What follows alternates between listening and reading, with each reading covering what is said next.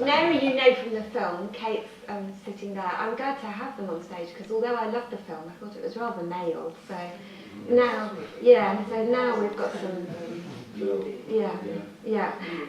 Now, I don't want to be rude to Kate, but I think we should just talk about Dotter a bit first, because Kate's sort of come out of that really. I was fascinated in the. I was fascinated, and I had never known that it was Bryan who suggested to you that you write a script.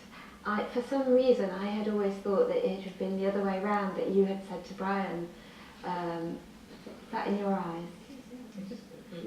Do you want to move along a bit?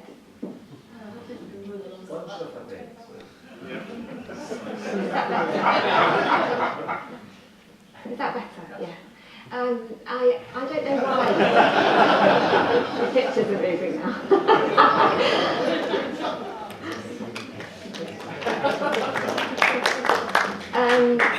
Thank you. I had always assumed it was the other way around. I've no idea why, because I had no evidence for that. But when he said that to you, you said in the film you were a bit nervous. I mean, did you get down to it immediately, or did you? More or less, yeah. I mean, I'd taken early retirement, and it hadn't been planned long term, and it was a little bit unexpected. So I was in a bit of a void professionally, having finished various bits of writing work, which had kept me quite tootling along, quite occupied. So there was this space, and Bryan was obviously very much aware of it. Yeah. Perhaps more than I was, I don't know. And he suggested that I write a graphic novel, and I honestly hadn't thought about it, really. The idea of producing something creative I had. I mean, I used to write,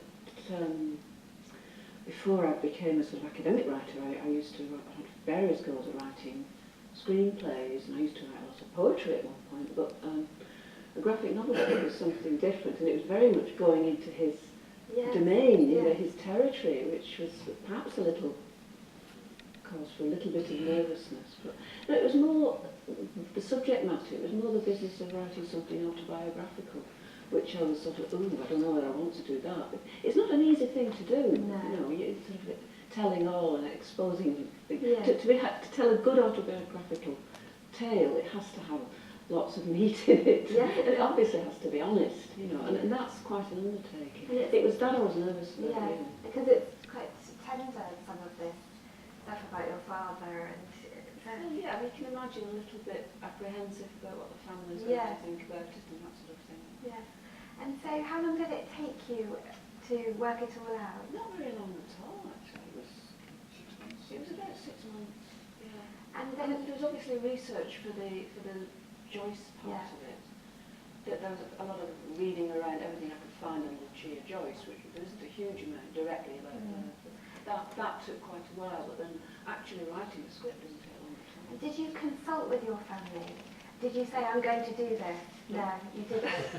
So they only read it when it was finished? I told them about it when it was finished, and they read about it when it came. They read it when it came out. And how shortly before it came out. And how did they react to it? Very positively. Yeah. So that business of you then hand a script to Bryan, and then Bryan sort of, I suppose in a way, is bringing it to life on the page.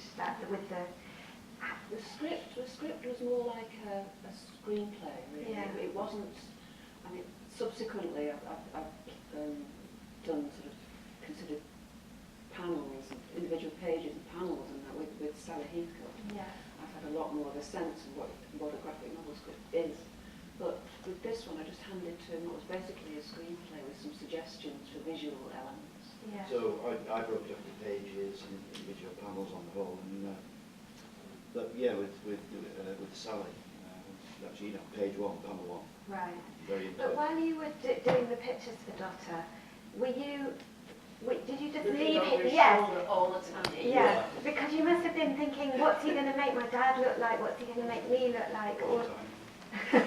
No, it's extremely close collaboration. That's wrong. Yeah.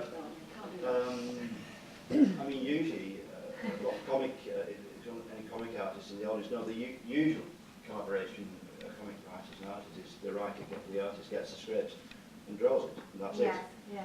With us, as you can imagine, we lived in the same house, working out day by day, so it was completely natural, just like a continuation of our everyday life, wasn't it, really? So every page, every other page, I'm suggesting changes in the dialogue, or, you know, that needs to be made clearer, or you can lose that sentence. And at the same time, Mary's saying, you know, why don't you have this in the background there, or whatever, you know, so it's... That sequence doesn't work very well, can we do it this way around instead? Did you ever have any bigger disagreements? No.